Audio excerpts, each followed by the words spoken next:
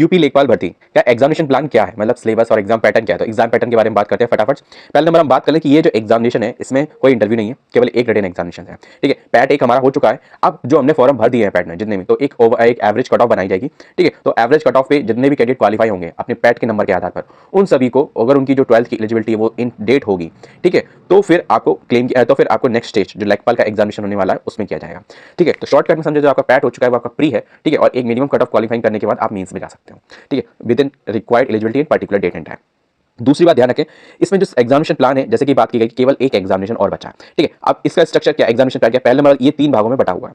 पहला जिसमें आपका जनरल स्टडीज और थोड़ा सा मैथ थोड़ा ही बहुत मैथ कह सकते हैं, क्योंकि 9th नंबर पे लिखा है data interpretation, general Hindi, general science, ये सब चीजें इंक्लूड है। और दूसरा पार्ट है जो आपका knowledge of computer and IT technology से रिलेटेड जो भी क्वेश्चंस है, ठीक है, उस सब्जेक्ट से रिलेटेड आपका है।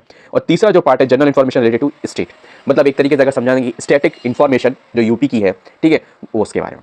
इनका जैसे सब्जेक्ट के मतलब इन 3 पार्टों का जैसे कि डिस्ट्रीब्यूशन क्या है पर मार्क्स के अकॉर्डिंग, हम वो भी देख लेते हैं। सबसे बड़ा वेटेज जो स्टेट का स्टैटिक पोर्शन है उसका है, जो कि है 20 नंबर का। दूसरे नंबर पे आता है हमारा कंप्यूटर की नॉलेज, जो है हमारी 15 नंबर की। और बाकी जो ऊपर के हैं सब्जेक्ट का डिस्ट्रीब्यूशन जो पार्ट 1 है, तो पार्ट 1 में भी अगर देख लेते तो ये डिस्ट्रीब्यूशन बाकी पूरा पार्ट 1 में आता है। ठीक है, लेकिन ये इंडिविजुअल सब्जेक्ट्स के बटा हुआ है। तो इसमें हम सबसे बड़ी चीज देख लेते हैं, मोटा मोटा मतलब सबसे ज्यादा नंबर कौन ग्रैब किए हुए हैं। वो 3 पॉइंट है, जो कि है पहला जनरल हिंदी, दूसरा है डाटा इंटरप्रिटेशन, और तीसरा है environment, ecology and disaster management. ये 3 चीजें 10-10 नंबर, मतलब इक्वली डिस्ट्रीब्यूशन है, 10-10-10। ठीक है, तो ये पूरा 30 नंबर का, मतलब अगर कोई इतना सा भी कवर कर लेता है, 30 नंबर ये और 35 नंबर ये, तो ऑलमोस्ट 65 नंबर, मतलब आप बहुत डिफरेंस से आ गए। और बाकी का जो पार्ट है वो 35 नंबर का है। अब इस 35 नंबर में भी आप देख लेते हैं क्या क्या है। हर सब्जेक्ट जो भी है आपका 1 to लेके 7, 5 नंबर में और 5 क्वेश्चंस में अप्रॉक्स बटा हुआ है, क्योंकि आप देख सकते हैं 5 क्वेश्चन 5 नंबर के आएंगे। ठीक है, यहाँ पे देखते हैं कि पहला सब्जेक्ट जो है history of India and Indian national movement.